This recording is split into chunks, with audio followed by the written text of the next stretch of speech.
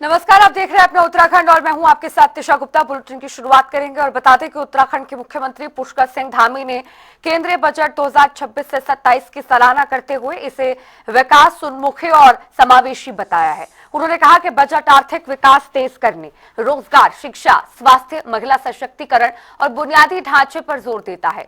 मुख्यमंत्री पुष्कर सिंह धामी ने किसानों, युवाओं, छोटे उद्यमियों और पिछड़े वर्ग पर विशेष ध्यान देने के लिए प्रधानमंत्री और वित्त मंत्री निर्मला सीतारमण को बधाई दी।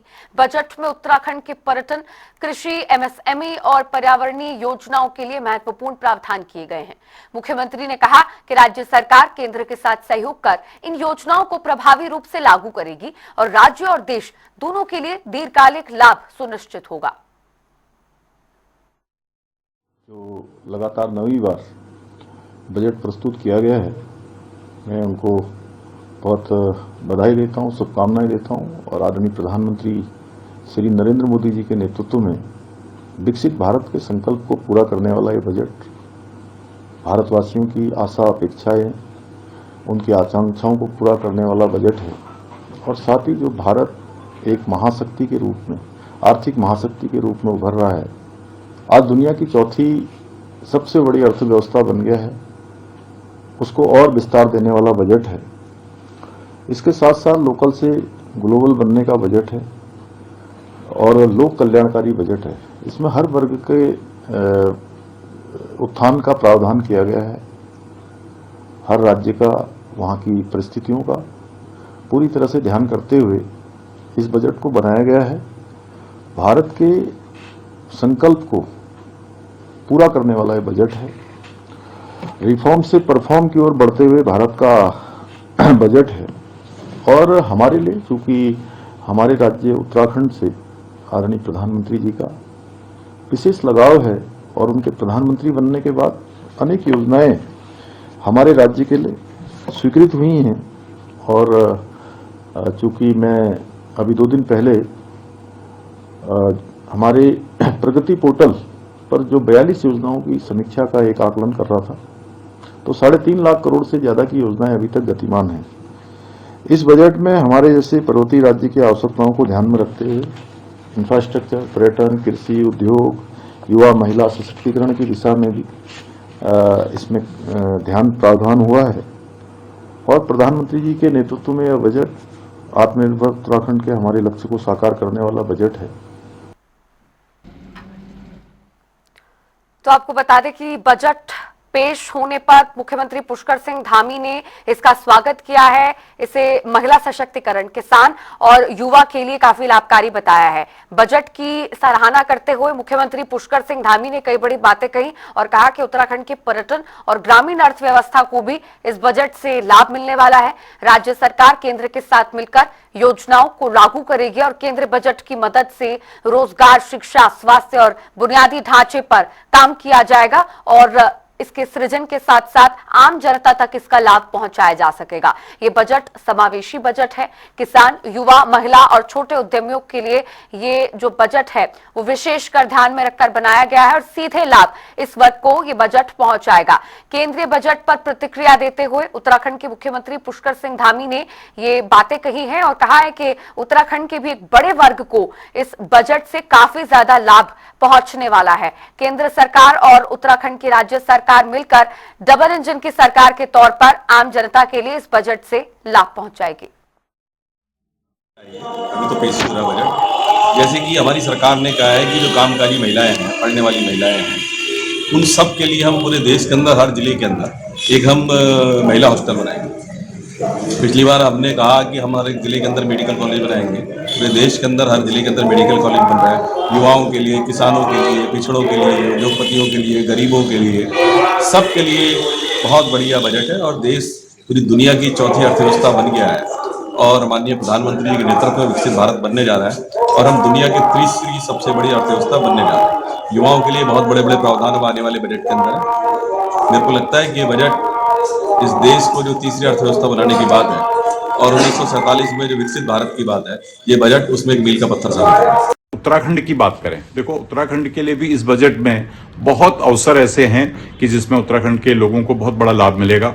जैसे हम कह सकते हैं कि जम्मू कश्मीर है, हिमाचल है और उत्तराखंड है। इन तीनों स्टेटों में एक ट्रैकिंग हब बनाने की बात कही गई है, जिसमें बहुत अच्छा पैसा इस ट्रैकिंग हब के लिए मिलेगा। तो उसके तहत एक ट्रैकिंग रूट्स हमारे यहाँ बनेगा, तो जिससे लाखों की संख्या में यहाँ पर को ट्रैकिंग के जो पर्यटक हैं वो आएंगे और उसका स्टेट को बहुत बड़ा लाभ मिलेगा। और उसके साथ साथ जो कहा गया है कि हर जिले में एक महिला हॉस्टल बनेगा, जिससे कि हमारी जो पढ़ने वाली छात्र छात्राएं हैं उनको बहुत बड़ा लाभ उसका मिलेगा। और साथ ही साथ हर जिले के स्वास्थ्य की दृष्टि से हर जिले के जिला चिकित्सालय को उसको डेवलप करने की बात कही गई है, उसको उच्चीकृत करने की बात कही गई है, उसको नए इक्विपमेंट से सुशोभित करने की बात कही गई है। तो इस स्वास्थ्य की दृष्टि से एक मील का पत्थर यह साबित होगा। और उत्तराखंड में जो एक बड़ी चीज जो सौगात मिलने जा रही है उत्तराखंड को, इसमें कहा गया है कि 3 आयुष के एम्स की तरह 3 आयुष के केंद्र जो है पूरे देश में खोले जाएंगे। अब मुझे पूरी उम्मीद है कि उत्तराखंड को ये एम्स मिलेगा, क्योंकि हम लोगों ने पहले भी इस पर बहुत तैयारी की है और आयुर्वेद का हमारे पास एक तरह से मैं कह सकता हूँ खजाना है, तो इसका भी हमको लाभ मिलेगा। साथ ही साथ हर टाउन को हमने जो है कि पर्यटक स्थल के रूप में, आध्यात्मिक पर्यटक स्थल के रूप में एक विकसित करने की जो बात कही गई है, तो उसमें अगर मैं कुमाऊं की बात करूं, गढ़वाल की बात करूं या तराई की बात करूं, तो बहुत सारे ऐसे स्थान हैं हर जगह पर। आज माघ पूर्णिमा के अवसर पर श्रद्धालुओं की भारी भीड़ और बड़ी संख्या हरिद्वार पहुंची है। हर की पैड़ी पर सुबह से ही गंगा स्नान करने वालों की भीड़ उमड़ रही है। माघ पूर्णिमा पर गंगा स्नान का विशेष धार्मिक महत्व होता है। पुलिस और प्रशासन ने श्रद्धालुओं की सुरक्षा और व्यवस्था के लिए पर्याप्त इंतजाम किए हैं। अनुमान है कि आज शाम तक लाखों श्रद्धालु गंगा में आस्था की डुबकी लगाएंगे। बहुत अच्छा महसूस हो रहा है, बहुत ही मतलब दिव्य महसूस हो रहा है, जैसे माता गंगा की साक्षात कृपा हो रही हो, महादेव की कृपा हो। कहते जब लगी थी पर अब नहीं लग रही, अब ऐसा लग रहा है जैसे माता का आशीर्वाद हो। बहुत ही अच्छा नज़ारा, एकदम देखने दिखाने लायक और बेहतरीन। आनंद आ रहा है, पूरा आनंद आ रहा है, भक्ति में है। 3 बजे से चले हुए हैं, अभी आके पहुंचे हैं। हम गंगा स्नान करने के लिए आए हैं। हमें नहा के बहुत ही आनंद हुआ, बहुत अच्छा लगा। गंगे मैया ने हमारी मनोकामना पूर्ण की है, सभी की ऐसी पूर्ण करें और हम हर बार ऐसे ही आते हैं। बहुत ज़्यादा हमें इस चीज़ का मिला है महत्व। हम जैसे हमारी मनोकामना पूर्ण करी गंगे मैया ने, ऐसी सभी की मनोकामना पूर्ण करे।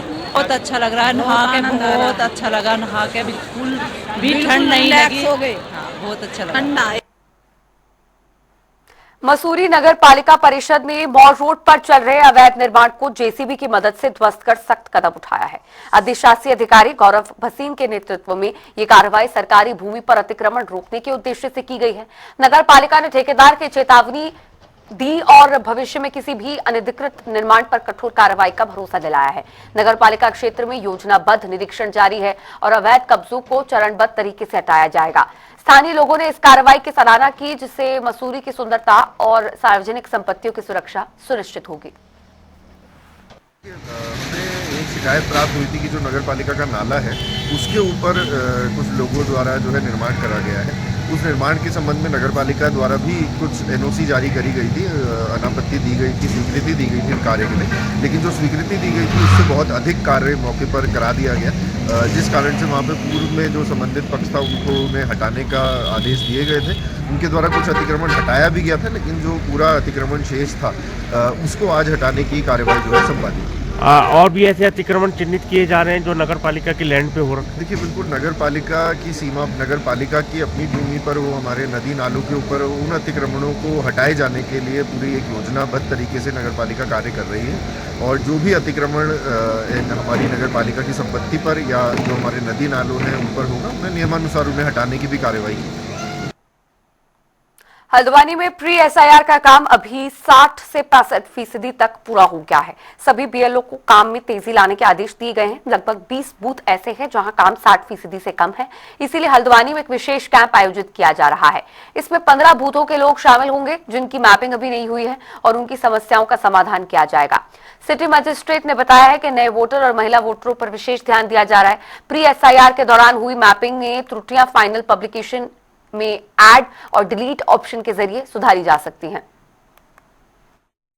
देखिए, अगर मैं हल्द्वानी की बात करूं तो हमारा जो प्री एसआईआर का जो ड्राइव चल रही है, तो हमारा जो मैपिंग का जो परसेंटेज है, 64-65 के आसपास हमारा अभी हुआ है। कुछ बूथ ऐसे हैं जहाँ पे 50% से नीचे, लगभग 20 बूथ के आसपास है जो जिनका परसेंटेज 50% से नीचे है, तो उस पर हम विशेष फोकस कर रहे हैं। और सभी BLO को हमने घर घर जाके उसका सत्यापन करना और अगर कोई अड़चने आ रही है तो उसको हमसे शेयर करना, इस तरह से हम लोग उसको फोकस कर रहे हैं। मैं स्वयं भी राजपुरा वाले एरिया में मैं खुद भी गया था और हमने संडे को, मतलब आपका 1 तारीख को हमने एक कैंप का आयोजन भी किया है जिसमें 15 बूथों के जो लोग हैं वो जिनका भी मैपिंग नहीं हुआ होगा या जिनको भी बोर्ड बनाने में या बोर्ड से संबंधित जो भी समस्याएं होंगी वो वहाँ आएंगे और अपनी समस्या का निस्तारण कराएंगे। जिलाधिकारी सविन बंसल ने देहरादून के चक्राता और कोलागढ़ रोड पर भूमिगत विद्युत, पेयजल, सीवरेज और गैस पाइपलाइन परियोजनाओं का निरीक्षण किया। उन्होंने निर्माणदेही एजेंसियों को निर्देश दिए कि सड़कों की कटिंग और खुदाई निर्धारित समय सीमा में पूरी कर ब्लैकटॉप करें और जनता को किसी असुविधा का सामना न करना पड़े। जिलाधिकारी ने कहा कि सुरक्षा मानकों के पालन, बैरिकेडिंग, चेतावनी साइन बोर्ड और रात्रि कार्य के लिए समय सीमा का पालन अनिवार्य है। उन्होंने चेतावनी दी कि देरी या अव्यवस्था की स्थिति में विधिक कार्रवाई की जाएगी। निरीक्षण के दौरान प्रमुख चौराहों और कॉलोनियों में परियोजनाओं की प्रगति देखी गई है और शीघ्र पूर्ण करने के आदेश दिए गए।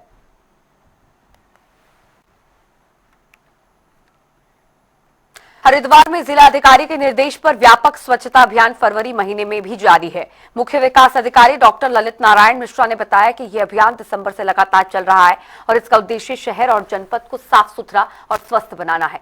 अभियान के जरिए केवल सफाई नहीं बल्कि जनता में स्वच्छता के प्रति जागरूकता भी बढ़ाई जा रही है। रविवार को भी जन सहभागिता के साथ विशेष सफाई अभियान चलाए गए। डॉक्टर मिश्रा ने कहा कि स्वच्छता से बीमारियों से बचाव होता है और स्वस्थ जीवन सुनिश्चित होता है।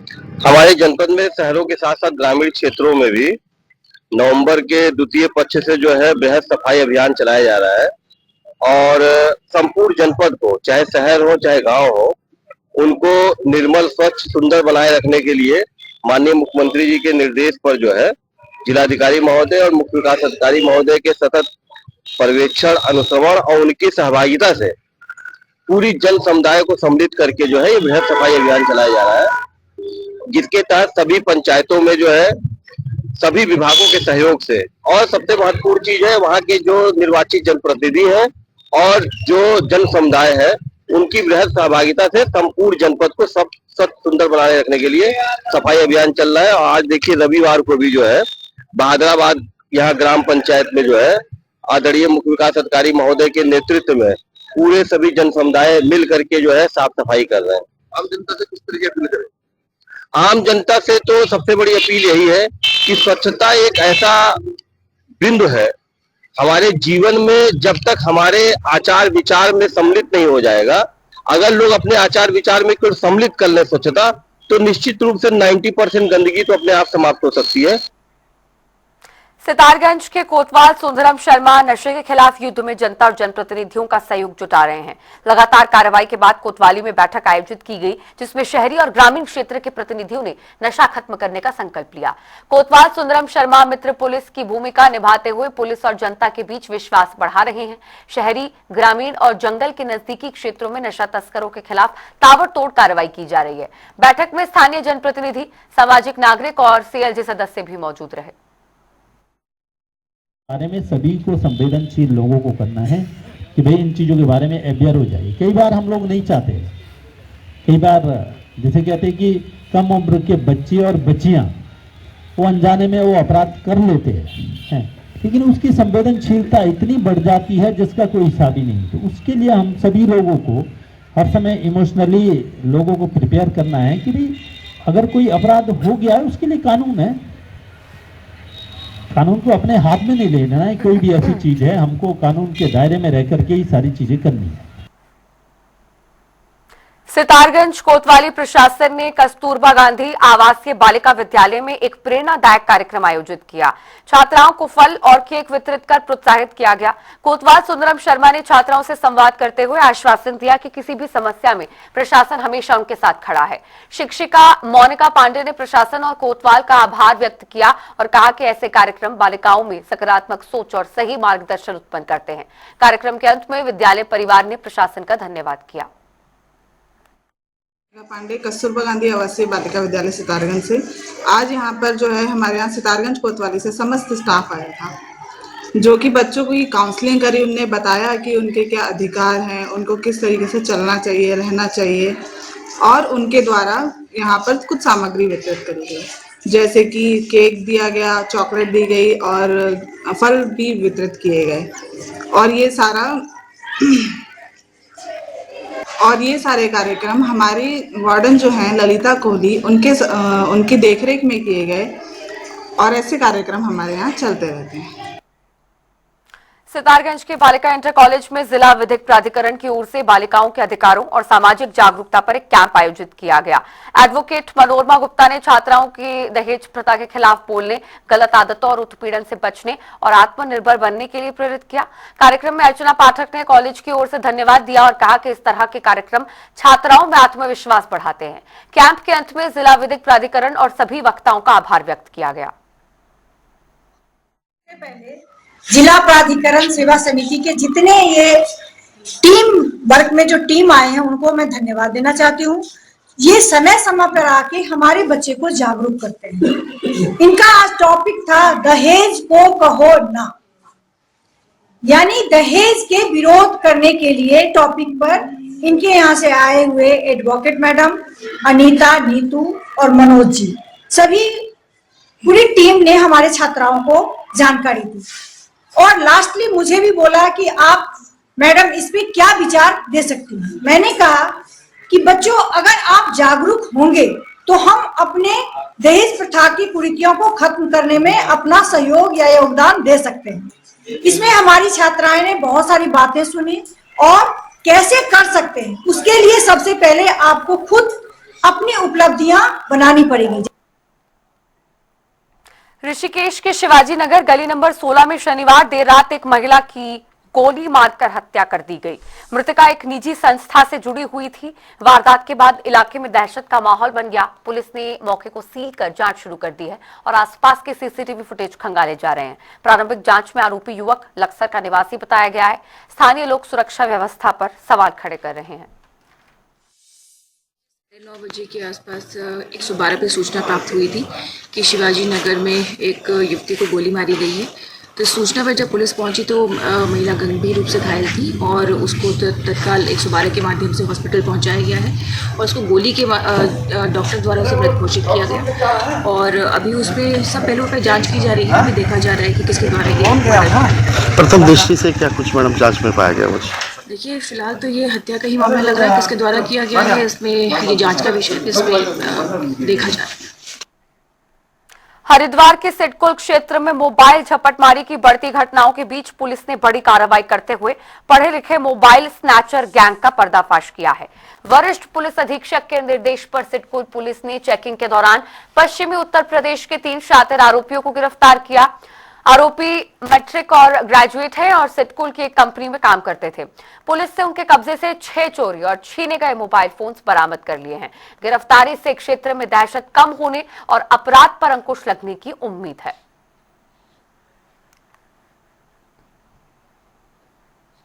हरिद्वार में कड़ाके की सर्दी के बीच घना कोहरा छाया हुआ है। दृश्यता काफी कम होने से यातायात धीमा हो गया है और जनजीवन प्रभावित है। प्रशासन ने लोगों और यात्रियों को सावधानी बरतने की अपील की है और साथ ही कोहरे के कारण सड़क दुर्घटनाओं का खतरा भी बढ़ गया है। इसी पर देखिए खास रिपोर्ट। हरिद्वार में कड़ाके की सर्दी के बीच घना कोहरा छाया हुआ है। घने कोहरे के कारण दृश्यता विजिबिलिटी बहुत कम हो गई है, जिससे यातायात धीमा हो गया है और जनजीवन प्रभावित हुआ है। प्रशासन ने यात्रियों और स्थानीय लोगों को सावधान रहने को कहा है, क्योंकि कोहरे के कारण सड़क दुर्घटनाओं का खतरा बढ़ जाता है। इस खबर के साथ बुलेटिन में फिलहाल के लिए इतना ही। रुक रहे हैं ब्रेक के लिए।